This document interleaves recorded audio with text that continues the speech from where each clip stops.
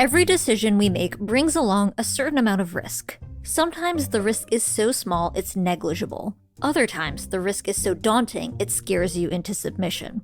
Going all in on a new or novel business idea, saying no to the steady paycheck and yes to financial instability, investing your life savings with a co-founder you know well but maybe not well enough. These are common high-risk, high-reward scenarios that entrepreneurs often find themselves in. To the outsider looking in, these situations are far too risky to be taken seriously. To engage in them is not only irresponsible, but foolish.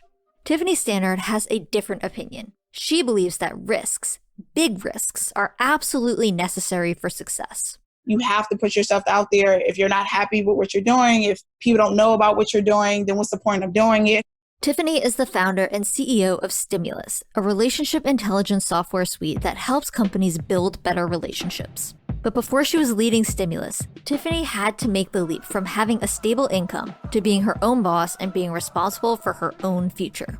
A decision that taught her if you aren't ready to go big, then get ready to go home. There are always exciting things happening in the world of small business. The news that grabs the headlines, though, are always the highlights, the overnight successes, the billion-dollar IPOs, the massive exits. But just like your Instagram feed, that's never the whole story. Let's look deeper than the headlines and the press photos. Underneath all of that is the real work building something valuable and lasting. Don't get me wrong, I love crazy success stories and can be drawn into those big flashy tales just as much as the next person. But we all know that what's more important than the destination is how you get there. It's the struggles you have to overcome and the insights you learn along the way that make you who you are. So those are the stories we're telling. It's raw, it's honest, and maybe it's exactly what you need to hear. I'm Hillary Georgie, and this is The Journey. Tiffanie was born and raised in Philly, where she learned from an early age that hard work, even working 2 to 3 jobs, was necessary to make ends meet. I went to Catholic school from grade school to high school, and then high school was all girls. So they don't talk a lot about bigger dreams, right? They don't talk about being an entrepreneur, a celebrity. Your extracurricular activities are religion and going to mass and things of that nature. I definitely thought I would be that person working multiple jobs, like pretty much all the women in my family. And they were from nurses to working in customer service to just everyday regular jobs, nothing like career-wise, but more 9 to 5s and being used to them being 2 to 3 jobs, nights and weekends type of thing. So at first I thought that would be me. Tiffanie knew that was the path she should expect to follow, but she was a dreamer. While her teachers were busy lecturing, she was busy daydreaming about all kinds of careers, from becoming a dermatologist to being a choreographer for Janet Jackson. But it wasn't until her senior year that Tiffany's daydreams started to morph into real-world opportunities. I started working for a doctor's office and real estate part-time and started to kind of get introduced to owning and working at different jobs that was different for what I was seeing with my own family. And then we had a business class, which was crazy because they never had that. And the guy came in and talked to us about entrepreneurship and talked to us about how to invest in companies. So it was actually surprising to have that. And also it being an all-girls school, they never kind of encourage you as women to do that. It was a brand new type of class for her traditional school, and a brand new way of thinking about the world that Tiffanie hadn't considered. When I finished high school, I didn't go directly into college. I graduated with honors, but once again, Catholic school, they don't really go deep into college and how to apply and scholarships and all these different things. So I kind of missed the window for that year to really apply to different things. So I just immediately started working full-time. Working full-time for Tiffanie meant more than just getting a 9 to 5 job. She got her bartender's license, she did some work in real estate, started planning events on the side, and got a full-time job in a large corporation doing payroll. She could do it all and do it well, and her coworkers began to take notice. One of my guys that I was working with said, hey, you should do, events and marketing full time. You should start a business. And I'm like, a business? How do you do that? So actually, when I first started, it was called TK Productions, which is my initials. And he helped me set that up. And then I started doing like events and real estate events and kind of got introduced to that. And then I started helping, even though I was doing payroll at this corporation, they asked for help to do like their customer events with their vendors and suppliers. And then they asked for help to do more of the stuff for like the employees. So started kind of doing that as a part of my job as well, which was great. I was the youngest person in the department. I was making more than my mom at that time. Most of my friends already had moved out and purchased a car. Around that time, I started working with the guy to build out my website. And then another friend of mine was like, well, you should just learn how to do your own website. And I'm like, well, how do I do that? So he actually taught me how to do a lot of front-end coding. This was back in the early 2000s when making a simple change to your website could cost you thousands of dollars. On top of doing marketing and events, Tiffanie started to offer her services to build and edit websites. With the support and guidance of her peers, Tiffanie was off to the races running TK Productions part-time while still working her full-time payroll position. Then in 2008, 2009, got laid off with the recession. They laid off thousands of folks, got a stimulus check, and I volunteered to be a part of that layoff group. So they said they was about to lay off thousands of folks. There was a young lady that just got hired right after me. So it was kind of going to be like last hired, first fired. And she just had a baby. And I said, I will take her place. I was really scared. It was a mixture of being scared and excited because I was there for a few years and I was doing my business part-time, and I was way more excited doing my business part-time than when I was doing full-time. I had a rent and car payment, so I wasn't going to quit. But at the same time, there were so many people within the department that had been there for 20, 30 years. And that's a saying that you hear from your parents and your friends. Oh, you get a job and you stay there for 10, 20 years. And I knew that that was not what was going to happen to me. Like, I was not going to be at this job for 10 years. And I got tired of bouncing around to all of these different jobs. And I was like, how do I figure out a way to make all the money that I need, if possible, do one thing? She wanted that one thing to be her marketing company. After being laid off, Tiffanie cashed out her 401k, took the stimulus check, accounted for her savings, and decided she had enough buffer to go all in. She renamed TK Productions Prestige Concepts, bit the bullet, and committed to it full time. After the break, Tiffanie shares what it was like breaking the news to her still very traditional family and friends, how she got the business off the ground, and what lessons she learned through it all.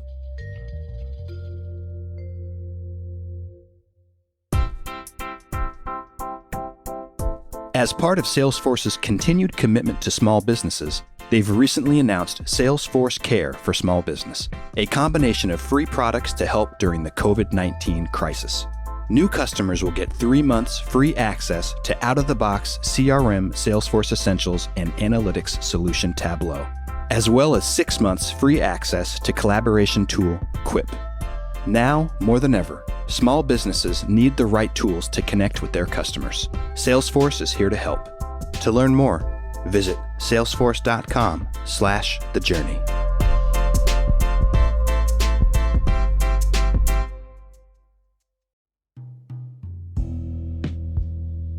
As expected, it wasn't smooth sailing for Tiffanie and Prestige Concepts right away. She was still very young and looked even younger, so she had to find ways to signal to prospects that she was more than a starry-eyed kid. She was a professional businesswoman. It was like a weird time of like trying to oversell myself, trying not to look like an intern because I had like crazy baby face. And then I was 22, 23, and it was like all these different things. So it was a lot of struggles just trying to like, one, figure out how to be a business person, how to talk to friends of mine that none of them were business people besides the guys that I knew. Trying not to spend all of the money I got laid off with, but then also working with pretty big companies early on just because I had built a really good relationship with them and I wasn't crazy expensive. I just, charged what I needed to live basically at that time. Because she had been running the business part-time for a while, Tiffanie already had a strong network of potential businesses she could do work for.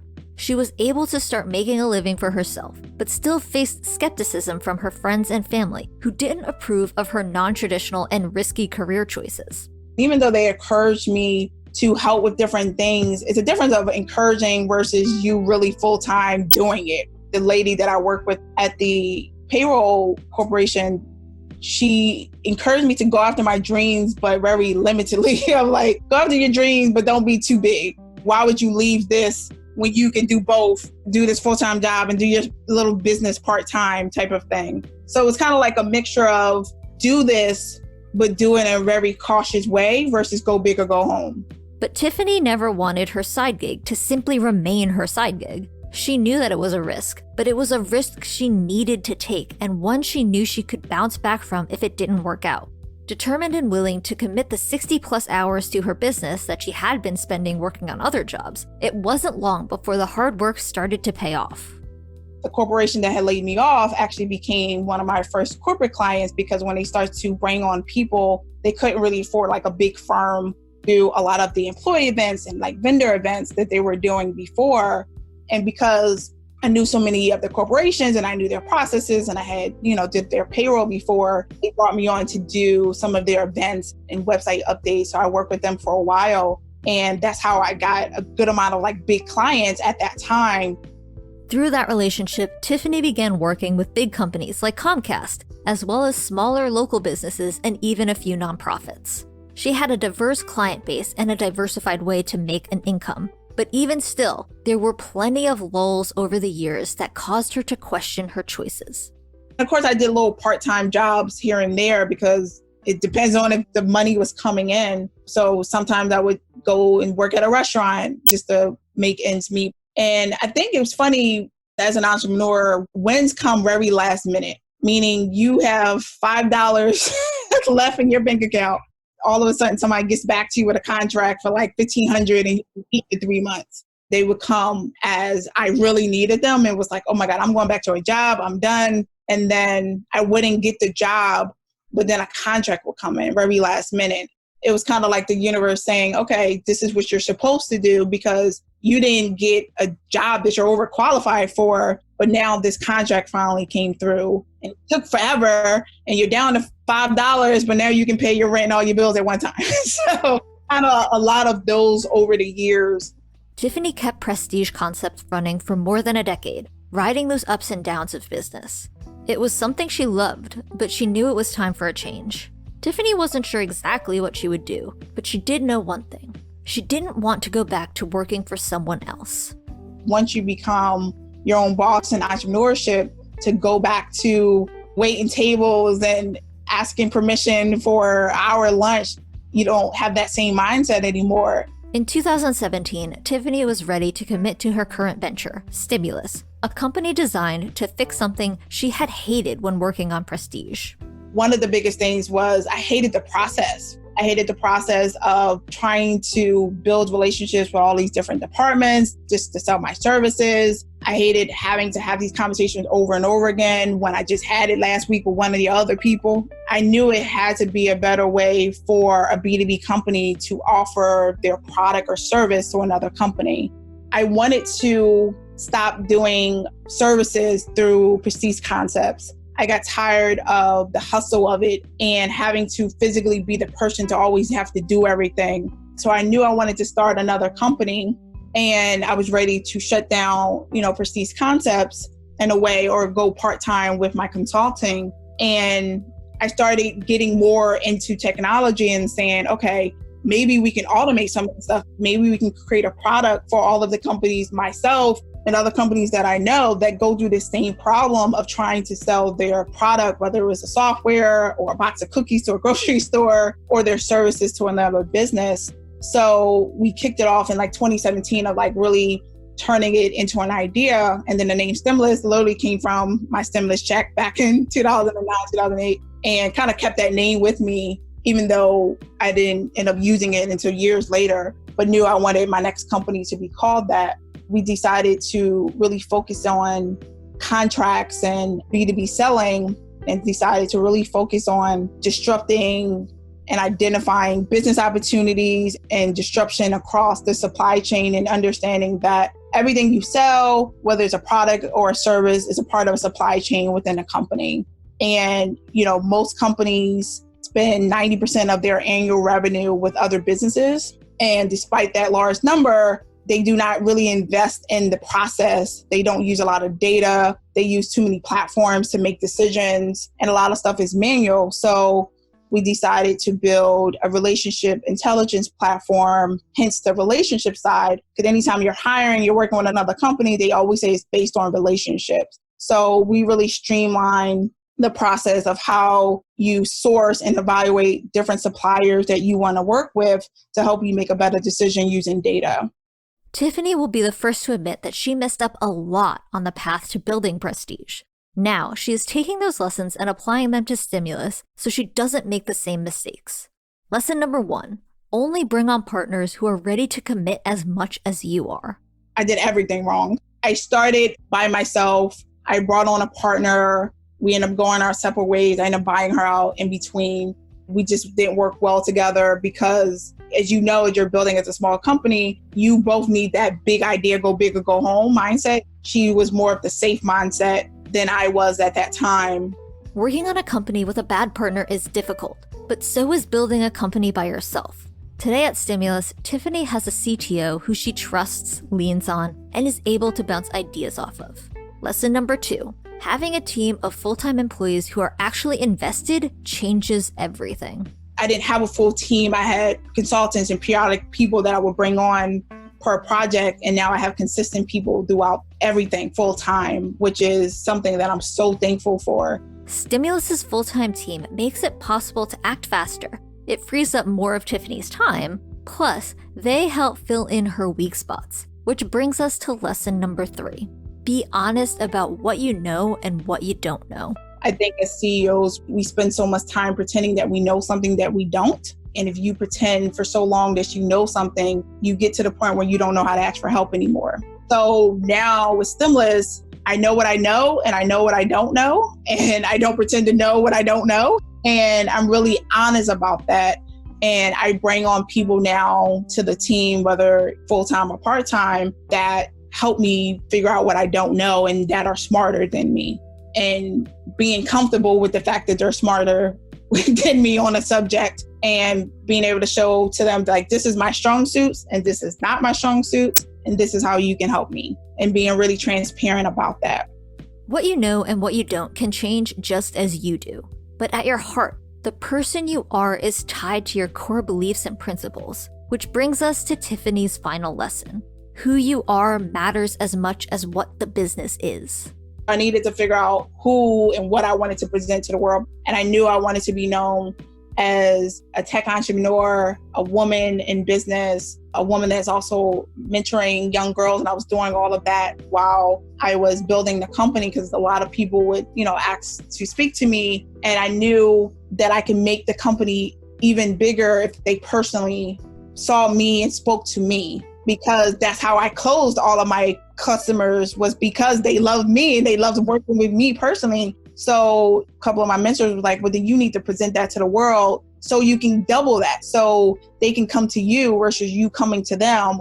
Since the entrepreneurial flame ignited in her final year of high school, Tiffanie has been on a journey of not just business discovery, but self-discovery.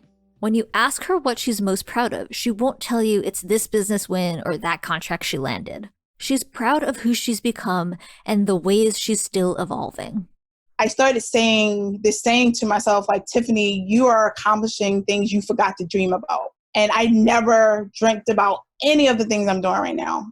And I'm just very thankful to finally reap the benefits of my 10 plus year journey. And I do see the light at the end of the tunnel of why I've kept going and why I'm still here. And that whole saying, I'll never give up and keep going. Like, it's so cliche, but it's like so true. You want to give up more times than you want to do it. Most of the time, every day people come up with ideas, but there is a shortage in people actually turning those ideas into profit or companies. And the fact that I've even done that, I am proud of myself from where I thought I would be as a child. For creatives, entrepreneurs, and big thinkers, risk is the only path to personal and business fulfillment. When done smart, it's not irresponsible, and when done with passion, it's not foolish. Or, in the words of writer Anais Nin, quote, "And the day came when the risk to remain tight in a bud was more painful than the risk it took to blossom."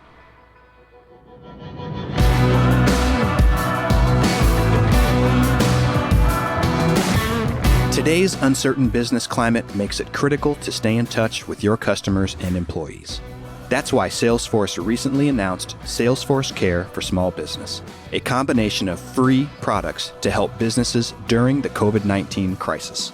New customers will get 3 months free access to out-of-the-box CRM Salesforce Essentials and analytics solution Tableau, as well as 6 months free access to collaboration tool Quip. Salesforce is here to help you stay connected. To learn more, visit salesforce.com/thejourney.